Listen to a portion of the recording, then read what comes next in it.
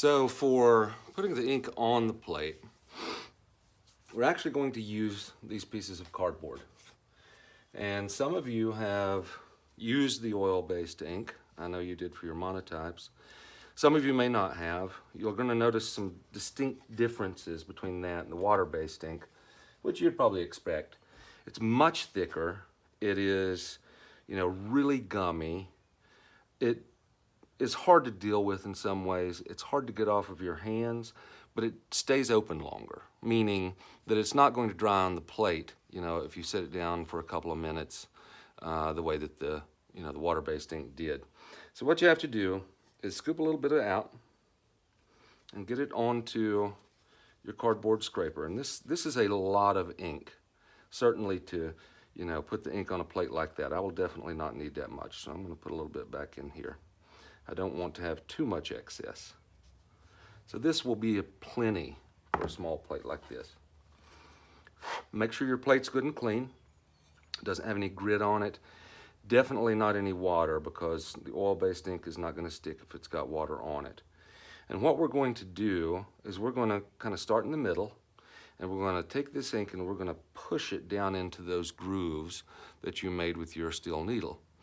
And we're going to scrape it across the top. Now, you don't want to scrape too hard, because with dry point, you've got a burr, which is that little bit of, in this case, or in your case, plastic that has been kicked up on either side of where you pulled your needle. And that's a distinctive part of the look, meaning that that little burr holds ink, and it will ultimately make kind of not a fuzzy line, but kind of a soft line, particularly compared to other forms of etching. And if you pull too hard, you're going to pull that burr off. And one of the disadvantages of dry point is that eventually, through wiping and pressing, the burr does disappear. And the groove, being handmade, is not particularly deep. And so I almost said aquatint, which is a different technique. The dry point is going to be limited in its additions every time. So if you get 10 good impressions out of a dry point, you're going to be doing very well. Typically you'll get about 4 to 5 that you can actually match up and call a true addition. So just be aware that each time you're scraping this, that there is some deterioration of that line going on. But nevertheless, we're going to start at the middle, and we're going to pull outward slowly, trying to get that ink down inside those lines.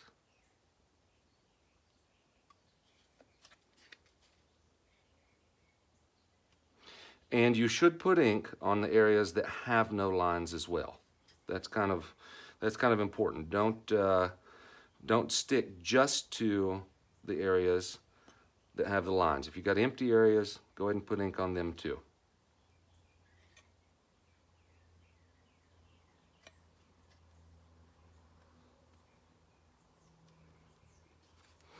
I even used a little bit too much ink right there. I could have probably used half the amount that I had.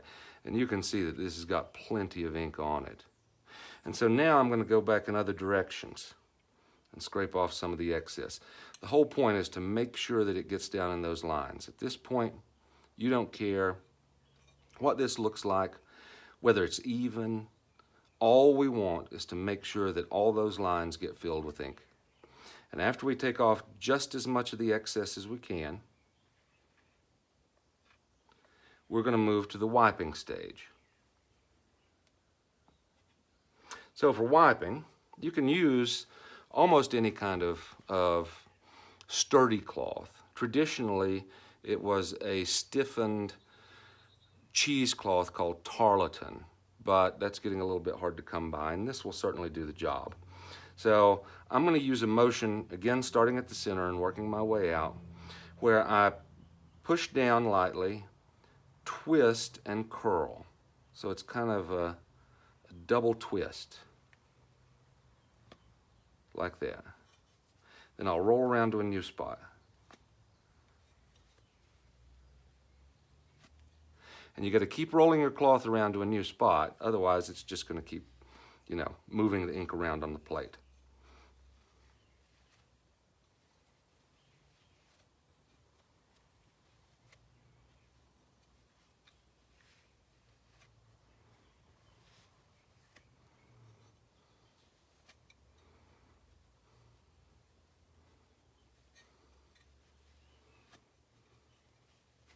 And yes, there is going to be ink all over the back, right, and all over your hands at this stage.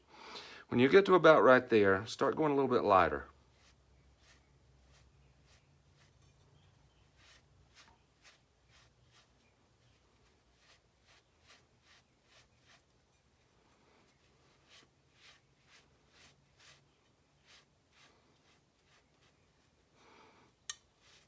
Don't try to wipe off more where there is no line. Treat the whole surface of the plate just like it was exactly all the same. Sometimes you may have to roll over and get yourself a new clean surface there. But each pass, go just a little bit lighter.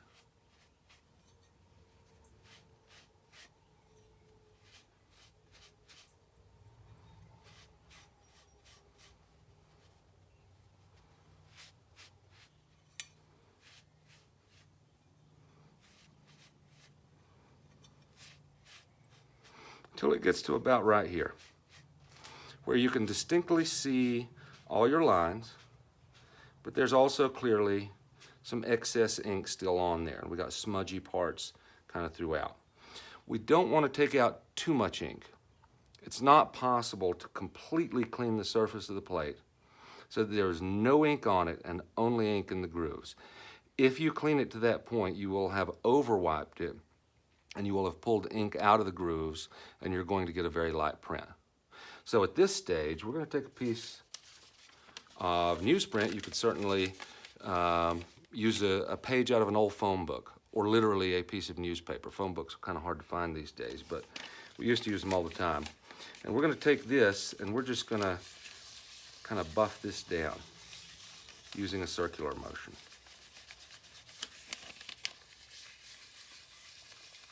And what we're really doing here is not so much removing ink as we are taking the ink that's still on there, even in the spaces that should just be blank, and we're making it even. You're not ever going to get an area that has no lines to come out the white of the paper.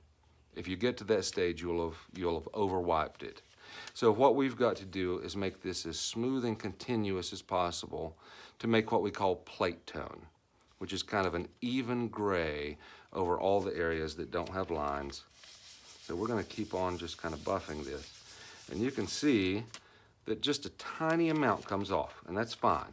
That's exactly how it's supposed to be. So we're going to buff this down, and I keep kind of turning it to the light so that I can see, in the raking light whether there is, an area I've missed or some ink that, is gummed up in a certain area. And I'll touch that area a little bit. I can see there's a little bit up here near the top of this building, so I'm going to hit that just a little bit, and that looks better. And I'm going to turn it around here. And then, when I think it's about where it ought to be, I'm going to turn over to a relatively clean space, and I'm going to give it, like an even, very light back and forth. And that should hopefully even out all that plate tone.